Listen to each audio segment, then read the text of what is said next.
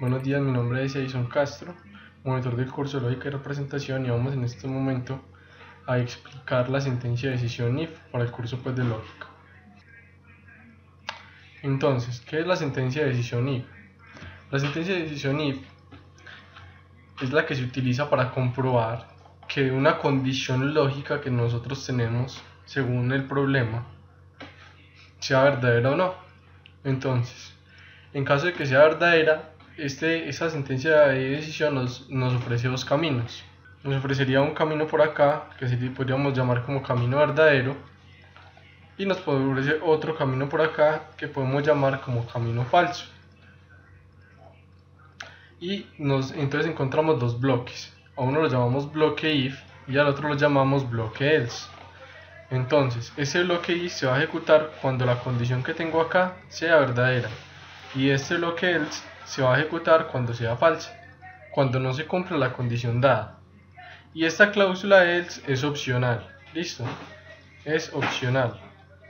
No es necesario que siempre haya una cláusula else. Hay veces se dan casos en el que yo no solamente necesito preguntar porque si esto pasa y ya, pero no me interesa lo contrario, o sea, no me interesa el hecho de que no pase. Listo, en esas oportunidades en el que no me interesa el hecho de que no pase, entonces la cláusula else sería innecesaria. Miremos un ejemplo práctico donde lo que tenemos acá entonces es un caso donde se necesita atravesar un cruce. Acá donde tengo el puntero tenemos el procedimiento, ¿cierto? El procedimiento que queremos hacer, o la acción, que es atravesar un cruce de una vía. Entonces, para atravesar ese cruce de una vía, la persona inicia, seguimos en la dirección de la flecha. Eso es lo que se conoce como un diagrama de flujo. Listo. Sigo en la dirección de la flecha y me dice que esto está preguntando está haciendo una sentencia if, o está haciendo una pregunta que está condicionada por un sí. Eso es lo que significa este rombo. ¿Y qué me está preguntando? Que si el semáforo está en rojo.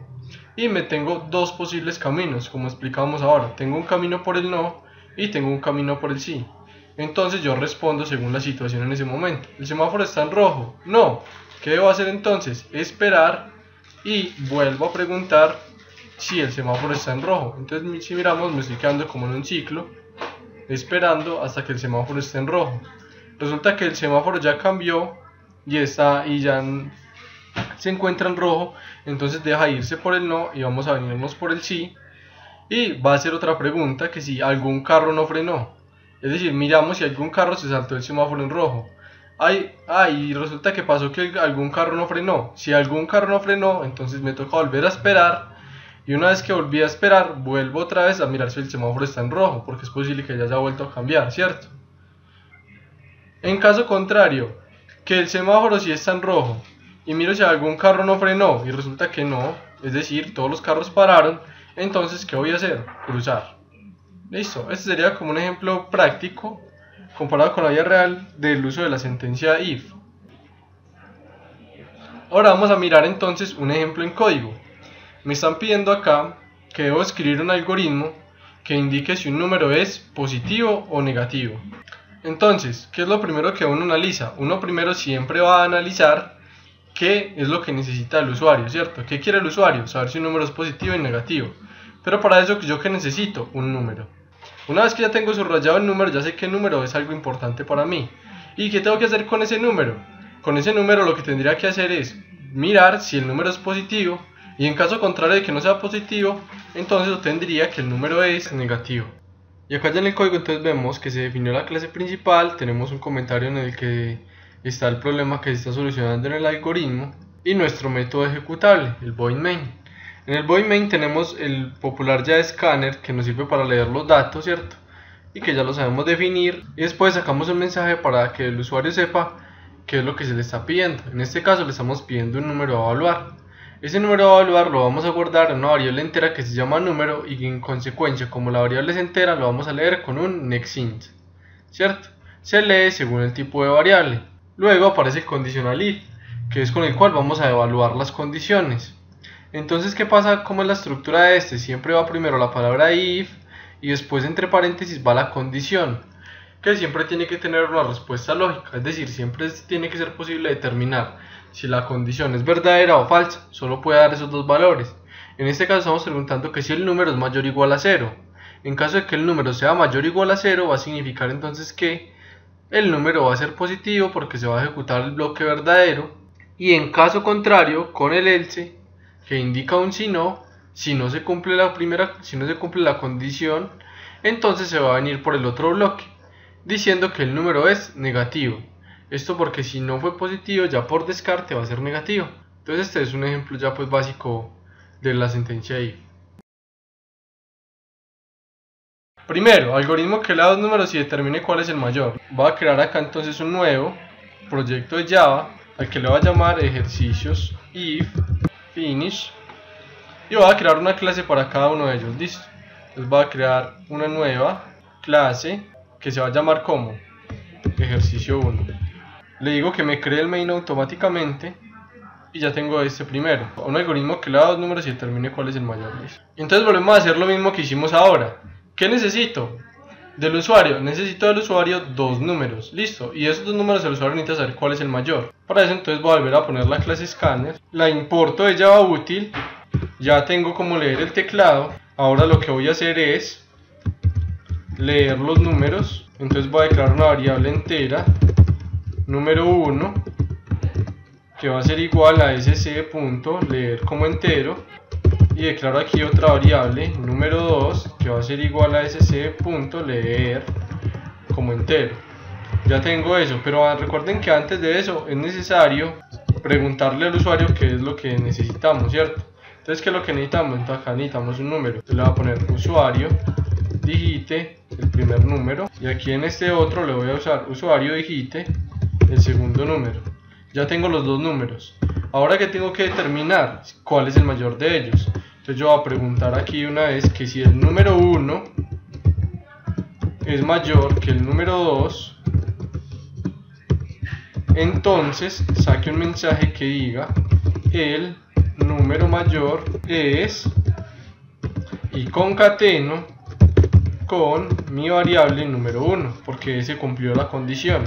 Si no, por descarte yo podría decir que el número mayor es número 2. Organizo el código, vamos a ejecutar. Miremos que acá en consola ya me está diciendo usuario digite el primer número, voy a digitar un 8, usuario digite el segundo número, voy a digitar un 3. Ahí me dijo que el número mayor es 8, porque ahí el que cumplió la condición fue el primer número que ingresé. Ya está resuelto el ejercicio 1.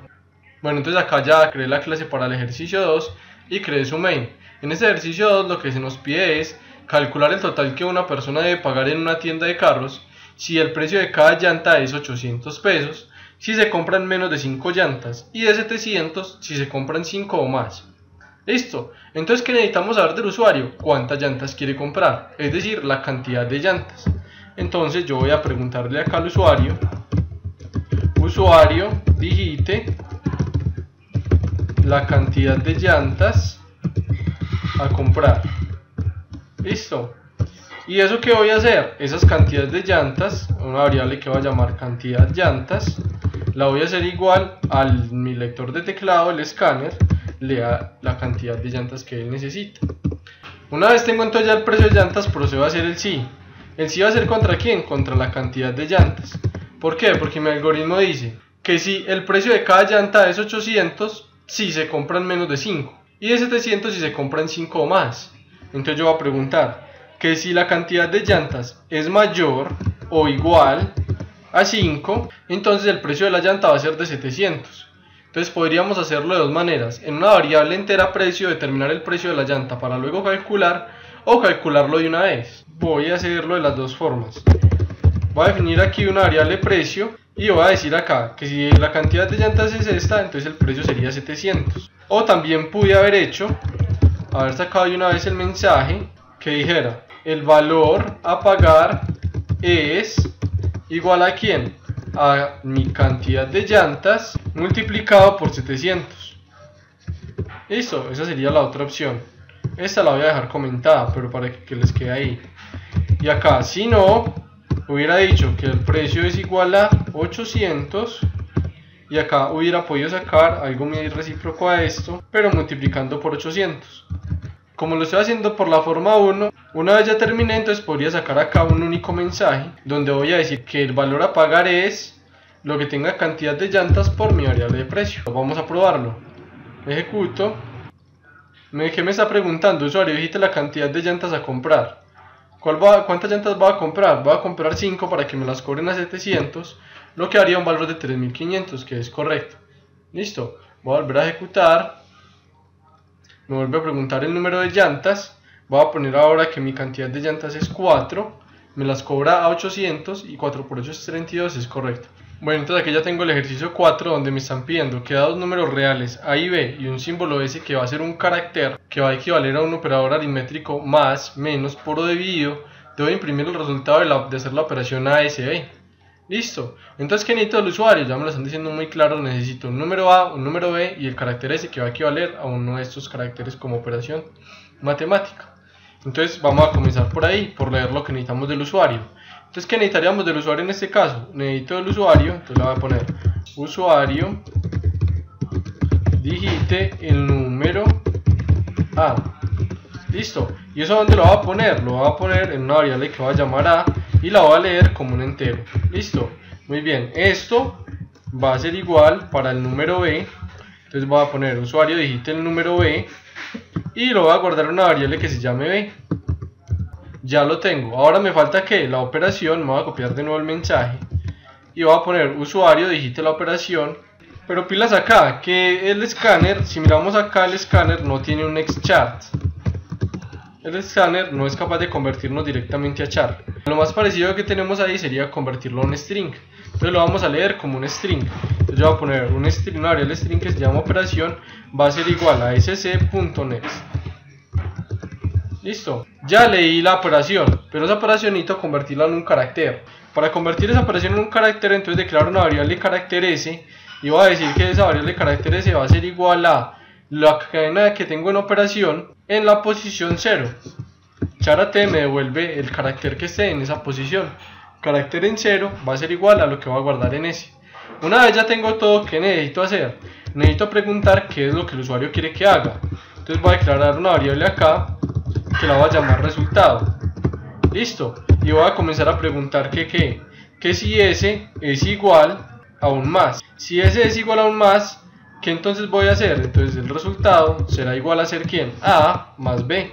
Si no, entonces yo voy a preguntar otra vez, eso es un si aniado, que si que, voy a volver a copiar de acá, que si S es igual a un menos, entonces el resultado será igual a ¿quién? A menos B. Si no pasa eso, entonces es porque el resultado puede ser una multiplicación. Y si el resultado es una multiplicación, entonces el resultado va a ser igual a ser A multiplicado B. Y si no, el último lo podríamos decir que lo sacamos por descarte. Si ya no fue ninguno de esos, no nos queda sino la opción de que sea una multiplicación, a no ser de que el usuario está equivocado. Vamos a considerar que el usuario se puede equivocar, entonces yo voy a preguntar otra vez que si es división. Si el resultado es división, entonces el resultado será igual a A dividido B. Y aquí una observación. Como aquí estoy haciendo una división, es muy probable que la división no me dé exacta, ¿cierto? Y si la división no me da exacta, voy a llegar a decimales. Y un decimal no se puede guardar en una variable de tipo entero. Entonces vamos a cambiarle el nombre, el tipo a esto. Lo voy a poner como double para que aquí no me vaya a generar errores. Listo. Y si no, ¿qué significa? Que el usuario no registró una operación correcta. Entonces vamos a ponerle eso. Listo, ya una vez tengo todo, miren cómo me quedó bien alineado. Ya esto debe funcionar. Vamos a ejecutar, vamos a crecer la consola. Entonces me están diciendo usuario, digite el número A, voy a poner un 5. Usuario, digite el número B, voy a poner un 9. Y voy a decir que la operación es una multiplicación. ¿Qué faltó? Faltó escribir el resultado. Una vez que ya terminé con todos estos sí, miremos acá. Miremos que yo me paro en me dice cuál está cerrando. El que sería el primer sí no, quiere decir que acá es donde termine todo. Tengo que sacar un mensaje que diga que el resultado de la operación es resultado. ¿Qué me está diciendo acá? Que la variable del resultado puede que no tenga ningún valor. ¿Qué pasaría para que no tenga ningún valor? Que él no sea ni más, que no sea ni menos, que no sea ni por, que no sea ni dividido. Y acá mire que yo nunca le cambié el valor al resultado. Entonces, ¿qué es lo que él espera ahí? Él quiere que uno lo inicialice, para que cuando él llegue acá, él pueda al menos decir que el resultado de la operación es 0. Aunque si él llega por acá, lo ideal sería que no siguiera. Pero estos caracteres de escape ya los vemos después. Volvemos a ejecutar, entonces vuelvo a hacer el 5 por el 9 multiplicados. Y me dice que el resultado de la operación es 45. Muy bien. 12 y 2 restados, 10. Otra vez, 12 y 2 ahora divididos, 6. Muy bien, ese es el último ejercicio. Listo, entonces una vez ya resueltos todos estos ejercicios, les voy a dejar unos propuestos para que los resuelvan ustedes y cualquier cosa me pueden preguntar en las monitorías. Listo, espero tomen nota y los puedan resolver. Hasta luego.